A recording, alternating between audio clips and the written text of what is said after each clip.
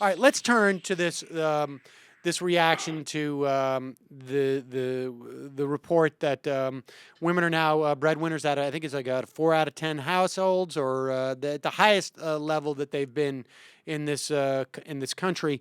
Now, of course, 2/3 of those are single mothers, and so they're inevitably going to be the biggest, I guess, or the primary breadwinner, because they're primary and secondary in those situations. But what's fascinating to me is that the right still, I mean, I think The right is in full freak out mode over this.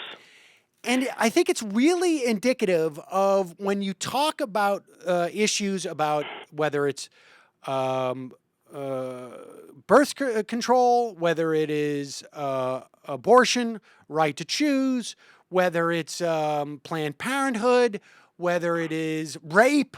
All of these issues are tied into not the specific issues, but to a worldview that the Yes. right has about women. That this is, I mean, it's so textbook. It's fascinating. You had Right. I mean, the key, I think, Sam, it's how people here are just horrified by, in certain cultures, certainly radical Islam, where if a woman is raped, she's blamed for it, and they're honor killing sometimes. And women must cover themselves because they're considered to be temptresses, and this kind of thing. And you find that across radical right-wing religions and movements, that this is a pretty common thread, and it's hysterical to watch these guys like Eric Erickson, whose parents must have been the least creative naming people in the history of the world, by the way, to launch all these things. Oh, they're terrible, Islamic, this, that, the other thing, and these guys can't see themselves. They have no self-awareness that they come from the same place, the same insecure male privilege, white male privilege in this case, a place where they feel their dominance can be upended by women's sexuality. They can't control themselves, so women better stay in their place, is really what it comes down to. Because how else could you be offended? I mean, what could offend you unless you feel you're being cuckolded in some way about a woman in your family being the primary breadwinner? I'm all for it. Ann wants to take that over. I'll hang out, lounge here, on the sofa and watch some good episodes of Jerry Springer. I'm down with that. Well, I mean, look, but the bottom line is, I think there is a reality to this. I mean, there is in particularly, in our generation and older. I think for people who are in their 20s and 30s, it's not as much of a change, because that change happened really between our parents' generation and our generation. That's right. We're used to the fact that we balance roles. My wife works part-time, takes care of the kids. I help with the kids. I work from home. These days, these are not hugely unusual arrangements to people who don't look back to the 1955 or so and say, I wish it could be. For my father's generation, fathers were not changing diapers. A lot of times they weren't even showing up, for the birth. I remember, when I would change diapers, my father would just look at me like, what are you doing? And, he said, I did that once with you. And then I was just like, no way.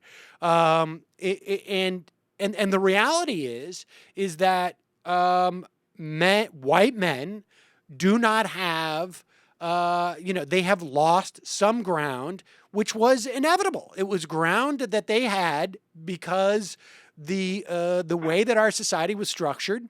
And you had a lot of dead weight going forward in a way that they wouldn't, because the competition was much more narrow. And right. So there is a reality to this.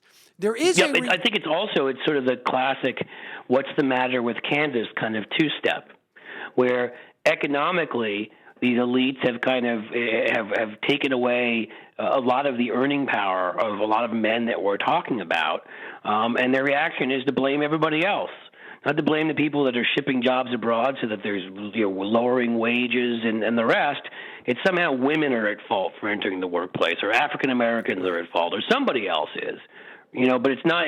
Obviously, It can't just be that we've gone through since Reaganism.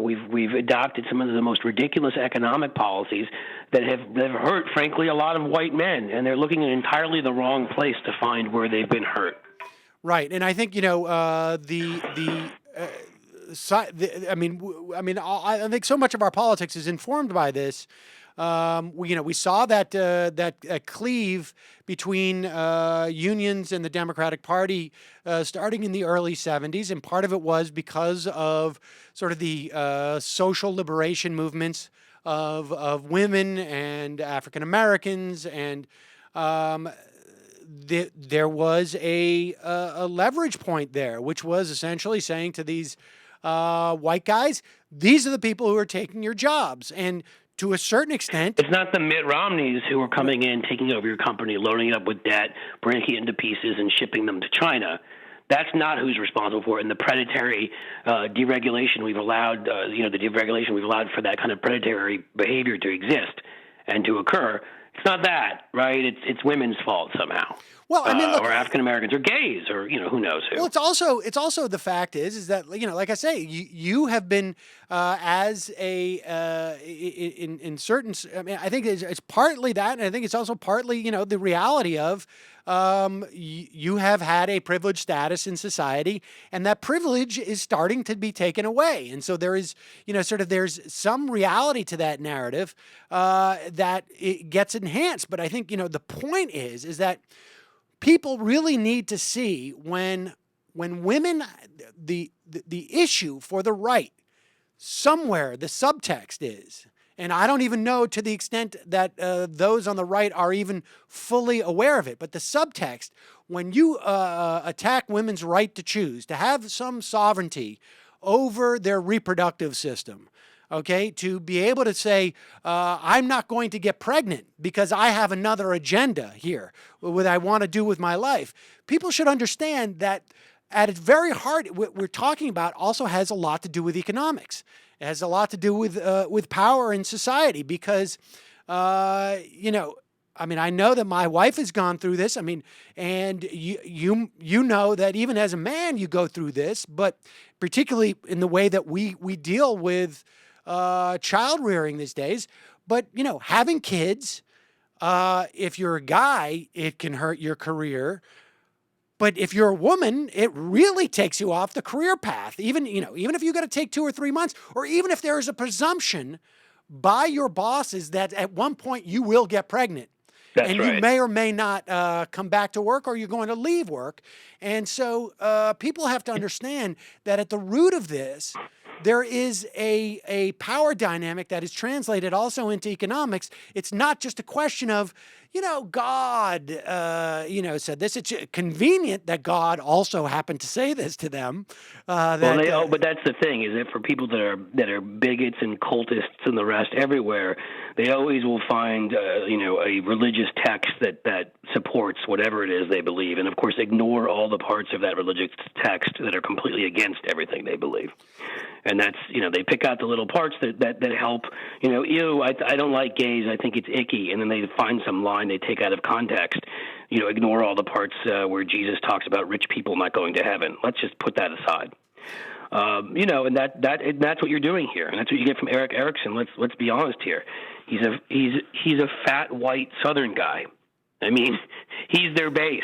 Right. Should we expect anything different from him than to have that belief? I mean, Fox News is their base, Lou Dobbs. I mean, but I guess to the rest of us who don't live in that sort of cocoon, it is kind of shocking. But this is why they can't shake. This is why they cannot shake that stuff. Their best case scenario is that we do not allow it to bubble up in the course of a campaign, because it's very problematic for the rest of America to hear this stuff.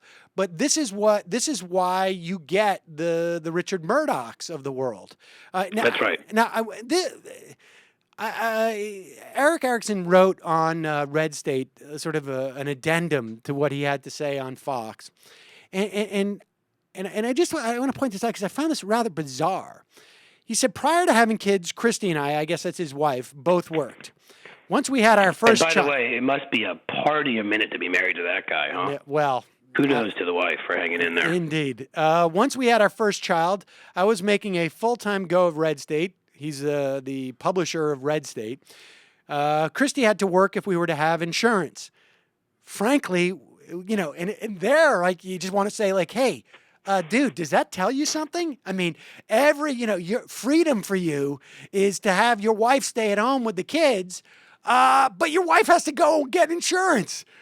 You just made a great argument for a single payer in this country, Medicare for all.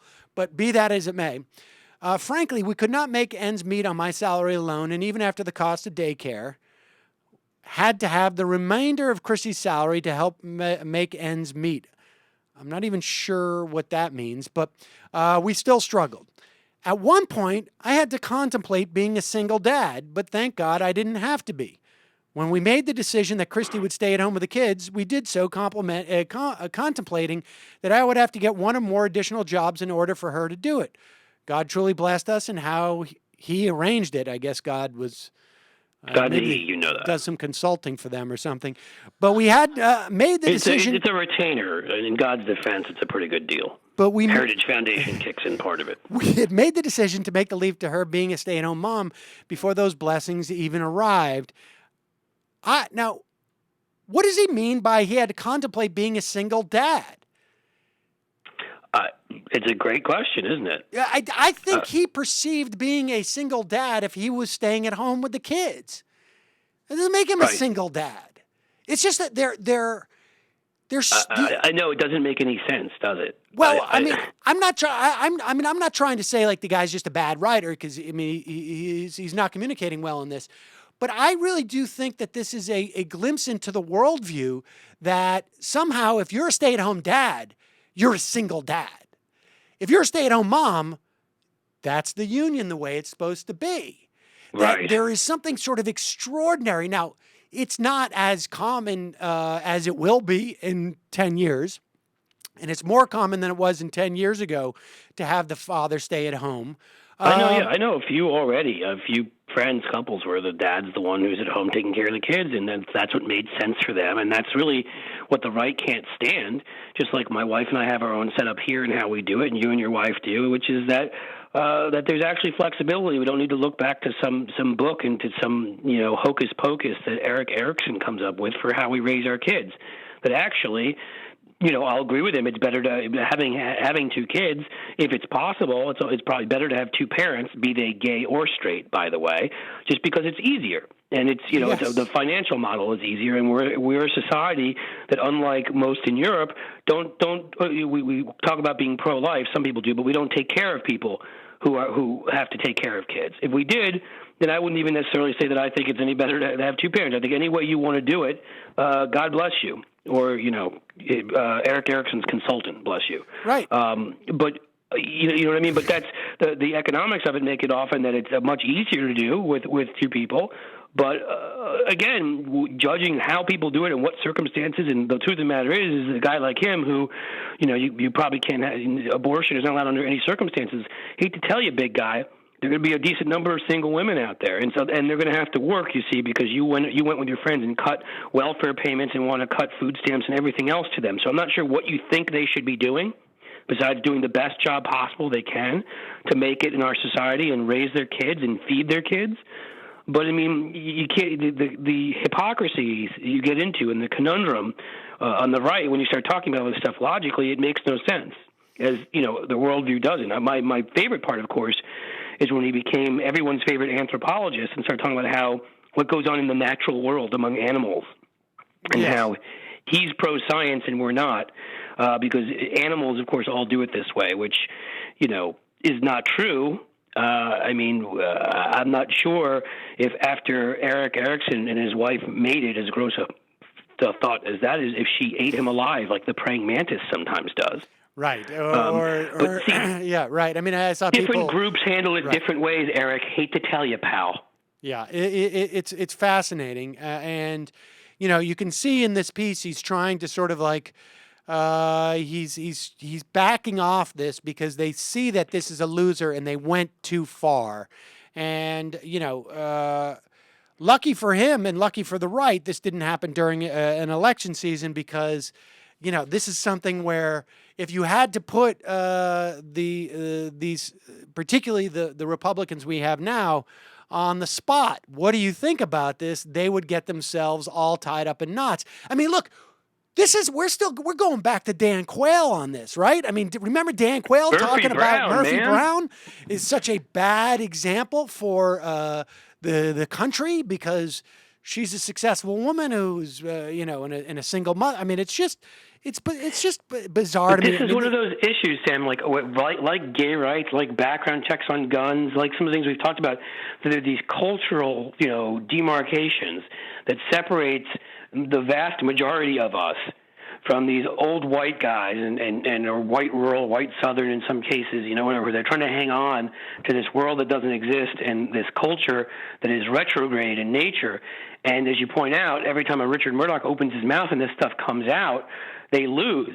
And right now, thankfully, in Eric Erickson's home state, which I seem to remember he was even contemplating running for that Senate seat at one point, you're looking at a primary between the crazy lady Karen Handel, who killed the Komen Foundation, Paul Brown, who said evolution is like the spawn of hell and Satan and other things, other brilliant stuff, the war of Yankee aggression, all that. Phil Gingrey, who stood up for Todd Aiken. You basically have a bunch of crazy people running. And Georgia, it's still a relatively conservative state, but like some of those other states, its population is growing. It's moving more to a centrist position. And this is the kind of stuff that, yes, in Georgia could end up costing them a Senate seat because they can't keep their mouths shut on these crazy things they believe that most of us are just shocked in like a modern society that they actually could believe. I mean, that four guys could sit there and talk in the way they did on Fox. And by the way, two of those guys are supposed to be Democrats, which is just, it just shows you the Stockholm syndrome of being, one of them, it was Doug Juan Schoen. Williams, and who was the other guy? One of them is Doug Schoen, formerly of Penn and Schoen, which is where I got one of my first jobs working on Bill Clinton's polling in '96.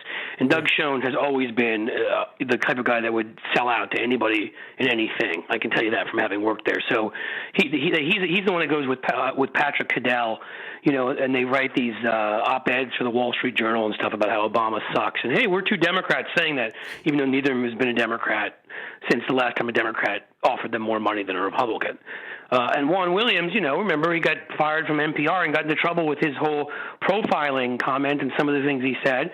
And Roger Ailes came through with a $2 million contract, and so that's it. He's married to Fox at this point. He can't lose that gig. Yeah, exactly. And so, it's just fascinating. I mean, I still am like having trouble wrapping my entire head around it.